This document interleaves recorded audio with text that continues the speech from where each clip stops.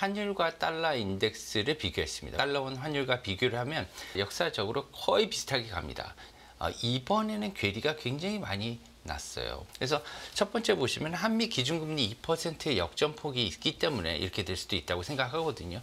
그런데 이것은 아닙니다. 왜 그러냐면 이게 하루 이틀이 아니고 예전부터 계속 있어 왔어요.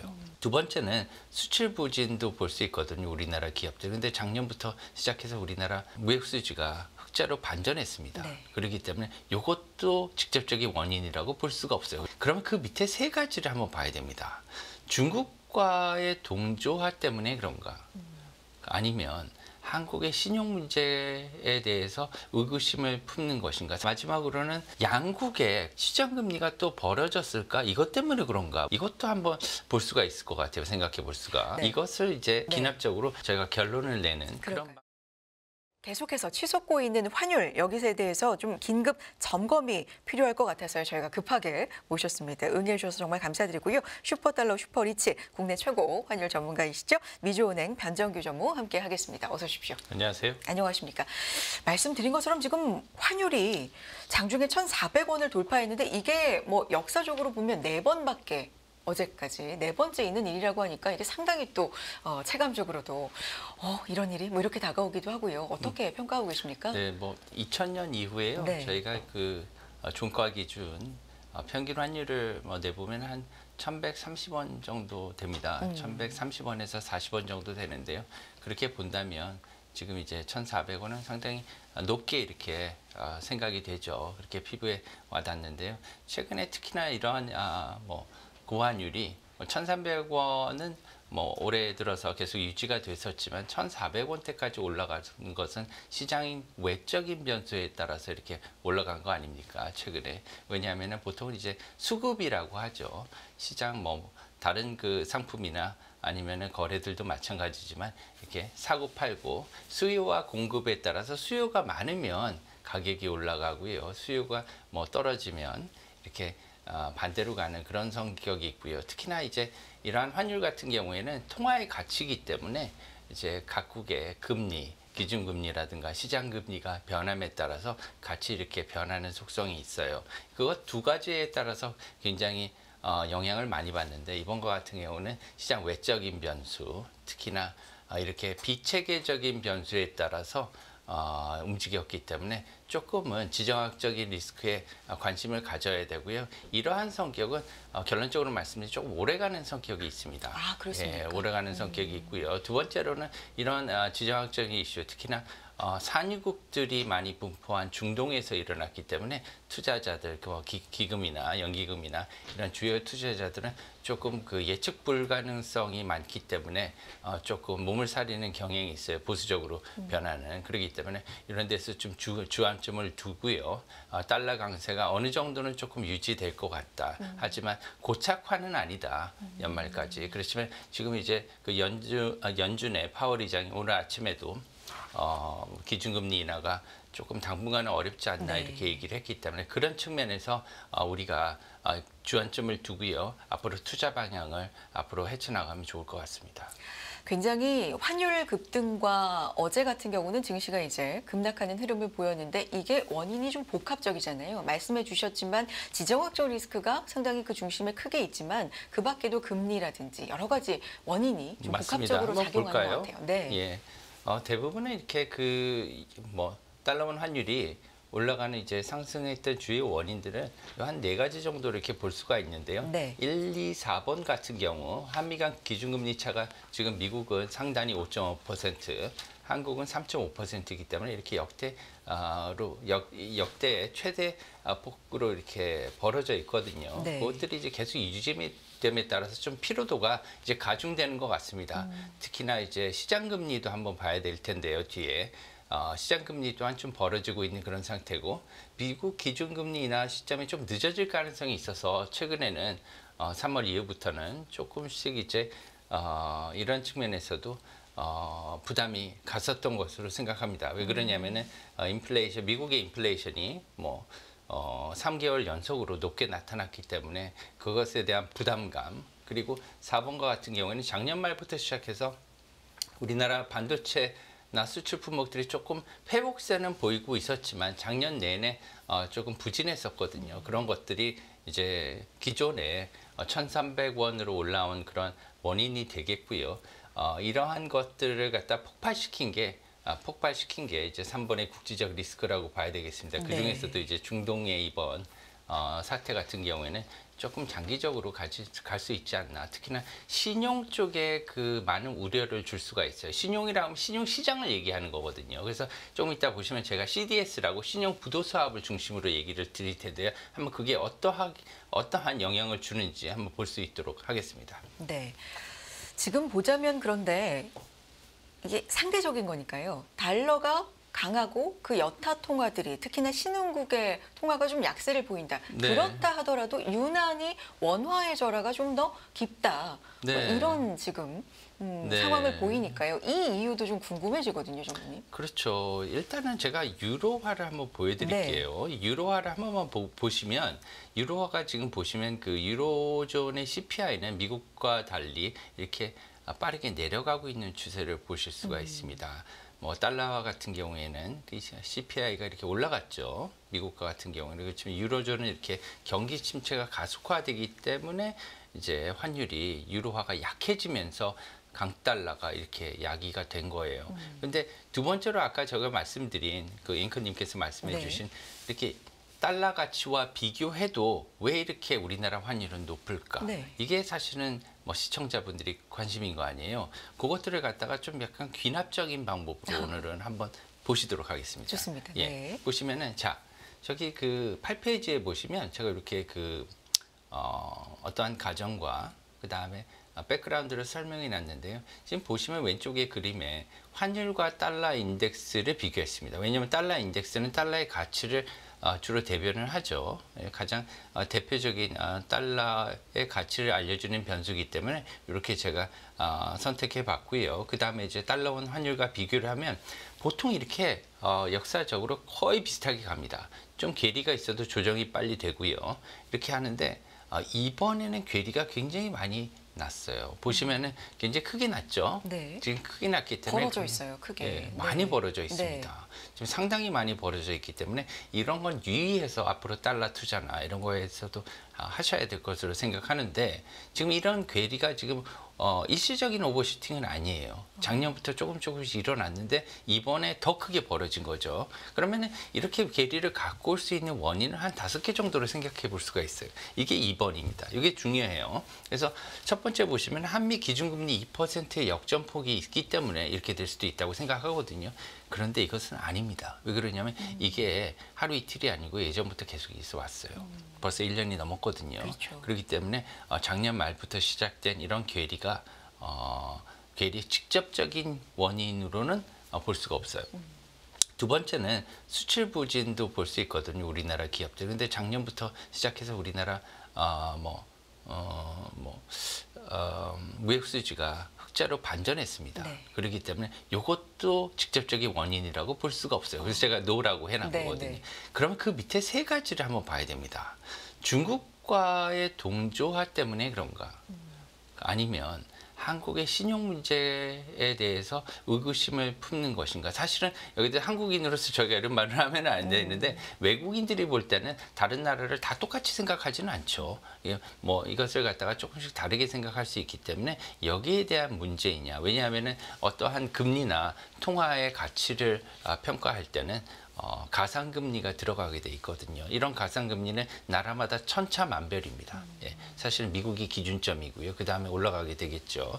그리고 마지막으로는 한미 간의 지금 기준금리 차가 2%로 벌어져 있는데 양국의 시장금리를 비교를 해보면은 시장금리가 또 벌어졌을까? 이것 때문에 그런가? 왜냐면 이건 실질금리로 볼 수 있거든요. 네. 실제적으로 국채금리를 비교할 수 있습니다. 무이자율이라고 할 수 있는 미국과 한국의 시장금리가 더 벌어졌는가? 이것도 한번 볼 수가 있을 것 같아요. 생각해 볼 수가. 이 물음표로 세 개로 해놓으신 건 앞선 두 가지는 이건 좀 아닌 것 같다라고 확신을 하시는 거고 네. 밑에 세 가지는 가능성이 좀 높다라는 말씀이실까요? 그래서 네. 이것을 이제 저희가 생각하고 네. 기납적으로 뒤에 가서 저희가 이것을 실제 상황을 보면서 맞춰서 저희가 결론을 내는 그럴까요? 그런 방식으로 한번 해보고 싶습니다. 네. 그래서 보시면 3번에 중국과의 동조화 때문인가 한번 보시죠. 네. 지금 환율이 이렇게 보시면은요, 위안화와 원화는 동조화가 예전부터 굉장히 강한 통화입니다. 무역 관계도 굉장히 많이 있고요. 인접 국가고 그다음에 최대 무역국이었고요. 최근까지. 그렇기 때문에 동조화가 크게 일어나는 두 개의 통화인데 최근에 들어서는 많이 약화됐어요. 작년부터. 특히나 작년 12월부터 시작해서 이렇게 그 동조화가 많이 약해진 상태를 보실 수가 있습니다. 특히 보시면은요. 아까 제가 여기 그 괴리가 작년 12월부터 이렇게 강하게 나타나는 걸 보실 수가 있어요. 네. 근데 지금 보시면 12월부터 오히려 더 동조화가 약해진 추세거든요. 그러네요. 예, 크게 비슷하다고 느낄 수가 없을 겁니다.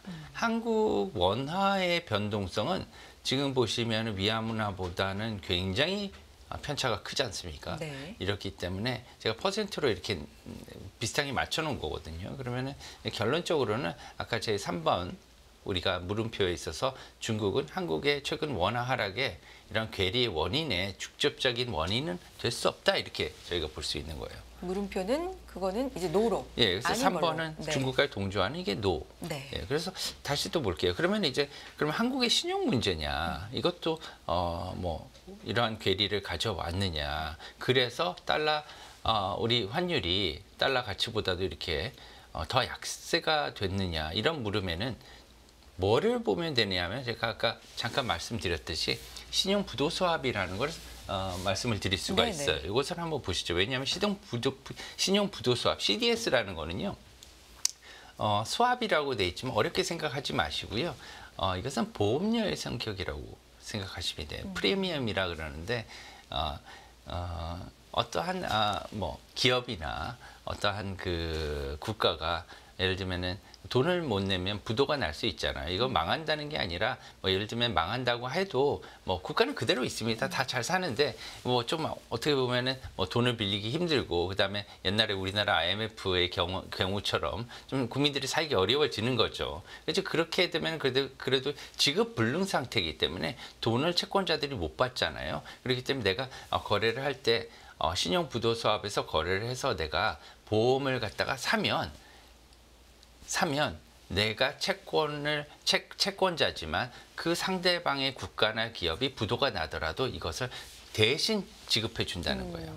그렇죠? 네. 그렇기 때문에 그 위험을 안아주는 데 있어서의 비용이라고 생각하시면 됩니다. 위험이 클수록 리스크가 좀 있을수록 비용을 더 많이 네. 지불하는 건. 예, 보시면 네. 여기에 일본과 한국, 중국이 있는데요. 네. 세계 이렇게 그 차트에서 중국이 가장 높죠. 네. 그러면은 부도 위험에 대해서 중국과 같은 경우에는 0.73%라는 높은 비용을 지불을 해야 돼요. 네. 그렇죠. 위험을 갖다 점거하기 위해서는. 하지만 한국 같은 경우는 0.4%, 일본과 같은 경우는 0.2%도 지불 안 해도 되는 굉장히 쌉니다. 왜냐하면은 망할 가능성이 굉장히 낮거나 없다는 거죠.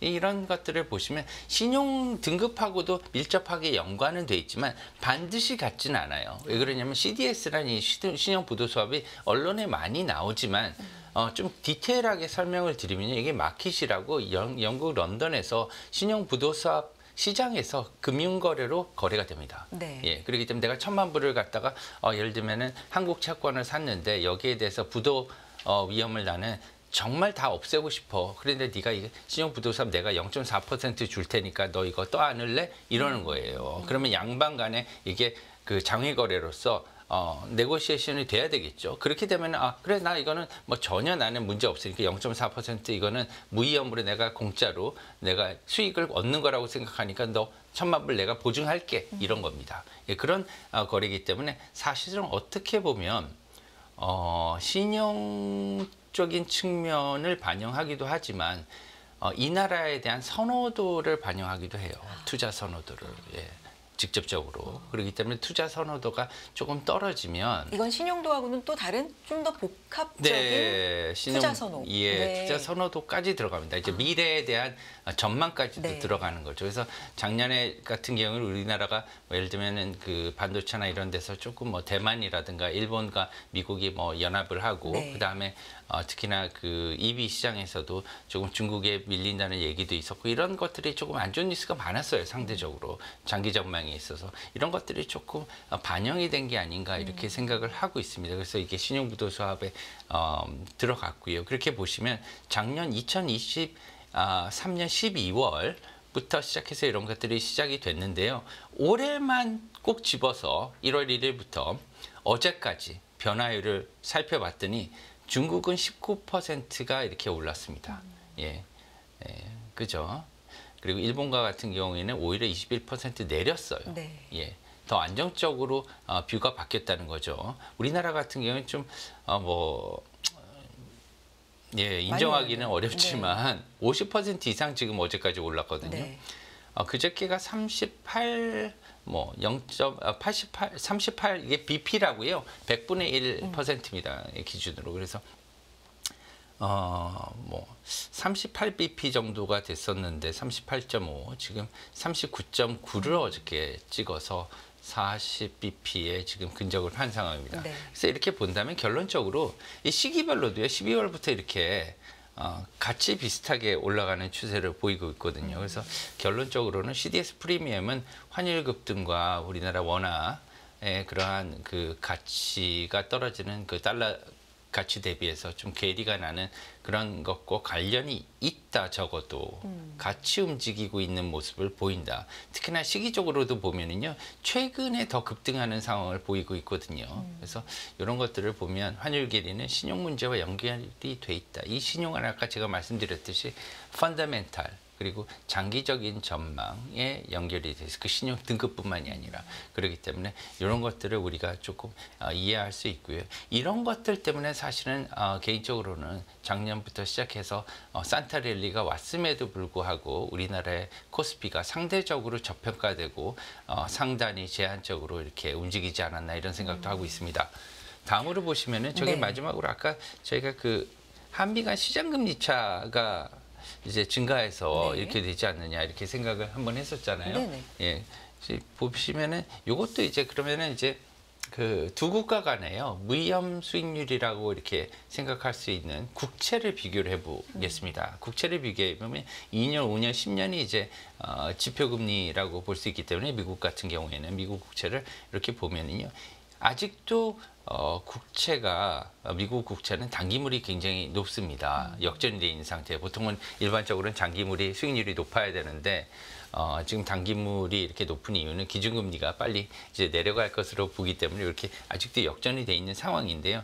중요한 거는 최근에 이렇게 국채 수익률이 높아지고 있다는 겁니다. 미국에. 그래서 이제 보시면 12월부터 시작해서 올라가고 있죠. 이렇게 올라가고 있어서 이제 올라가고 있는데 사실은 그 이번 주에 주말 사이에 이란이 이라크를 공격을 했고 네. 이런 것들이 최근에 금융 리스크를 폭발시킨 그런 원인으로 볼 수 있지 않습니까?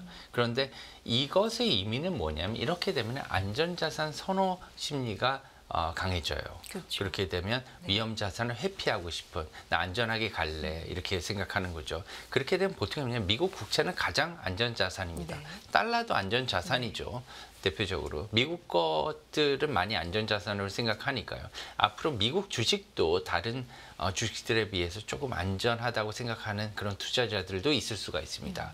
그래서 이렇게 지금 보시면은 미국 채는 최고 안전 자산이기 때문에 사실은 수익률이 내려가야 맞아요. 그래야 가격이 올라가는 거니까. 네, 그래야지 이제 가격이 올라지고 네. 더 비싸진 네. 거거든요. 그런데 오히려 지금 수익률이 급등했단 말입니다. 네. 이것은 뭐냐면 위험 회피나 안전자산 선으로 설명이 안 돼요. 예, 그래서 그것으로 설명하시려고 하면은 안 되기 때문에 되게 어려워하시는 분들도 제가 최근에 이렇게 봤는데요. 그게 아니라 이것은 뭐냐면 이렇게 공격을 했으니까 인플레이션은 더 높아질 가능성이 있습니다. 왜 그러냐면 특히나 원유를 안 쓰는 기업들이나 국가는 없지 않습니까? 아직도 뭐 전기로 많이 이렇게 전환을 하고 있기는 하지만 원유의 중요성은 정말 중요하기 때문에 에너지 산업에 그렇기 때문에 중동에서 이런 사태가 났다는 것은 인플레이션에 기름을 부을 수 있다는 이러한 우려가 있는 거예요. 예. 그렇기 때문에 앞으로는 기준금리 인하가 늦어지겠구나 이렇게 생각하는 거죠. 연준의 기준금리 안 그래도 발표가 났지 않습니까? 이런 것들이 벌써 거기에 내재되어 있는 거예요. 그래서 미국의 고금리가 장기화될 것이다. 금리 인하는 늦어질 것이다. 예. higher the longer 뭐 이런 표현이 있지 않습니까? 그것을 이제 염두에 뒀기 때문에 높은 기준금리가 장기화될 것이나 우려 때문에 이렇게 수익률이 쭉 올라가 버리는 거예요. 앞으로 미국의 국채는 수익률이 높아야 되겠구나. 기준금리가 앞으로 높을 거기 때문에 장기간 이렇게 생각을 하는 거죠. 그렇기 때문에 이게 올라갔고요. 재미있는 건 뭐냐면 당일날 있잖아요. 월요일날 아침에 하루 종일 우리나라 국채인 KTB 뭐 국채는 오히려 수익률이 하락했습니다. 네. 예, 하락했고 반대로 갔죠. 그러면서 이제 수익률이 오히려 반대로 가니까 아시아 시장에서 미국 국채는 오히려 수익률이 쭉 올랐는데 한국은 내렸어요. 안전자산 선호를 받아들인 거죠. 네. 그런데 나중에 보니까 이게 아닌 거예요. 미국은 반대로 가고. 그렇기 때문에 우리나라도 사실 말하자면은 한국은행도 기준금리를 선제적으로 내리기 어려운 상황이거든요. 그러면은 오히려 기준금리를 올려야 될 상황도 나올 수가 있습니다. 따라서 그래서 어저께는 도로 이런 그 하락폭을 다 반납하고 상승으로 돌아섰어요. 네. 그래서 이런 것들이 또 최근에 환율 상승에 여러 가지 왜냐하면 양국 간에 뭐 실제 거래되는 그 시장 금리가 벌어졌다는 거죠. 더 이런 것들이 그러면 이제 환율에는 조금 원화 약세로 약세 요인으로 받아들여질 수가 있습니다. 그래서 결론적으로 보시면 미국채 급등, 시장 금리폭 증가는 환율 괴리와 연관이 있다고 이렇게 생각을 할 수가 있는 겁니다. 이렇게 네. 기간도 맞아 떨어지잖아요. 네. 거의. 예, 그래서 아까 저희가 결론적으로 말씀드리면 괴리를 갖고 올 수 있는 왜 이렇게 원하는 달러 인덱스나 달러 가치에 비해서도 더 저평가됐냐, 갑자기 이렇게 더 많이 올랐느냐, 다른 통화에 비해서 약세를 보이느냐 이런 거에 대해서 3, 4, 5번을 봤을 때 4, 5번은 가능성이 개연성이 높다 이렇게 볼 수가 있습니다. 그래서 여기서 중요한 거는 시사점을 저희가 얻을 수 있어야 되는 네. 거거든요. 그래서 결론적으로 시사점을 제가 여기 써놨는데요. 첫 번째는 한국의 이런 펀더멘털이라고 하죠. 종합적으로 뭐 기업이나 국가의 이러한 어떻게 보면 경쟁력을 보통 이제 한마디로 표현해서 펀더멘털이라고 많이 얘기하는데요. 그러기 위해서는 펀더멘털이 개선이 되기 위해서는 기업 실적이 좀 살아나야 됩니다. 그리고 한국 국민들이 좀 잘 뭉쳐야 돼요. 너무 싸우지 말고 지금 너무 분열이 좀 돼 있는 것 같아서 예, 저희가 다 잘 살아야 되지 않습니까? 한국이 좋은 나라가 되려면 잘 서로 돕고 이렇게 조금 더 격려해주고 위로해주고 서로 이제 도와주는 분위기가 돼서 한국이 이거는 무서운 나라구나 이러한 모습을 좀 보여줬으면 좋겠습니다. 네. 두 번째는 뭐냐면 미국보다 앞서서 좀 약간 저번 금요일에 금통위가 있었어요. 맞습니다. 금통위에서 조금 이게 그 비둘기적인 해석이 나올 수도 있는 여지가 있었단 말이에요. 한국이 선제적인 금리 인하를 할 수도 있다는 그러한 뭐 이게 사실인지 아닌지는 모르겠지만 그러한 보도들이 좀 나왔어요. 그런 보도도 아마 조금 영향을 끼친 것으로 보입니다. 하지만 이러한 그 실제가 됐든 실제 그런 것이 일어나지 않든 간에 네. 그러한 선제적 기준금리에 대한 기대감만 있어도 환율 상승의 요인이 된단 말이죠. 네. 예, 그리고 마지막으로 이것을 갖다가 거꾸로 뒤집어 생각한다면 지금 이렇게 그럼 이렇게 높은 게 끝까지 갈 것이다. 그렇게 생각하지는 않습니다. 왜 그러냐면 반대로 생각하면 산이 높으면 골도 깊어요. 왜 그러냐면 지금 많이 올라와 있잖아요. 이게 미국의 연준이 어떠한 뭐 계기가 일어나서 아니면 좀 빨리 이제 시장이 바뀌어서 미국의 연준이 가파르게 금리 인하를 할 경우에는 반대로 아까 우리가 봤듯이 그거에 대한 반대로 환율은 빠르게 하락할 수도 있다는 거죠. 그리고 환율이 빠르게 하락하면 그러면은 이제 외국인들이 투자할 때는 이 추세적인 모멘텀으로 환차익도 빨리 얻을 수가 있거든요. 그런 경우에는 상황이 반대로 갈 수 있다. 외국인들이 유입해서 이런 것들을 유념해 두시고요. 좀 투자에 도움이 되셨으면 좋겠습니다. 오늘 5가지 이 요인 중에서 귀납적으로 추리를 해봤을 때 한국의 신용 문제와 한미 간 시장금리 차, 기준금리보다도 시장금리 차의 증가 이게 영향이 좀 있는 것 같다라는 결론으로 내주셨고요. 하나만 더 그렇다면 질문을 드리자면 우리나라가 유난히 조금 더 약해진다. 이 통화가. 우리가 원유 수입에 좀 더 의존을 많이 한다. 이것도 영향이 좀 있을 수 있는 겁니까? 글쎄요, 원유 수입에 저희가 많은 의존을 하고는 있는데요. 원유 수입의 의존도가 뭐 어제 오늘은 아니기 때문에 크게 영향을 미치지는 않을 것으로 보이고요. 다만 그 환율에 따라서 원유 수입이 국내에 뭐 무역 수지라든가 인플레이션에 주는 영향은 없잖아 있습니다. 그렇기 때문에 그런 영향이 다소 있을 것으로 보이지만 현재 그 무역 수지가 개선되고 있는 이런 모습을 보이기 때문에 대세적인 측면에서는 괜찮을 것으로 크게 구애받지 않을 것으로 이렇게 생각을 하고 있습니다. 전문님 말씀 오늘 잘 들었습니다. 환율이 이렇게 요동치고 있는 가운데 우리는 어디까지 좀 열어둬야 되는지 사실 그 예측은 좀 쉽지 않습니다. 그렇지만 원인이 뭔지 아는 게 좀 중요할 것 같고요. 그런 의미에서 5가지 가능성이 있는 요인 가운데 좀 가능성이 높은 2가지 요인 귀납적으로 분석도 잘 들어봤습니다.